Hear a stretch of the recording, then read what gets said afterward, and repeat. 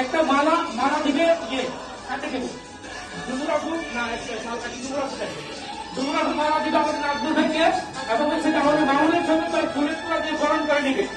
একটু একটু সবাই তালি দিবেন। হ্যাঁ সবাই তালি দেন। ছবি দিবেন ভাই। হ্যাঁ ছবি দিবেন প্লিজ। কেমন লাগতেছে? আলহামদুলিল্লাহ। এটা হচ্ছে ওনার প্রাপ্য।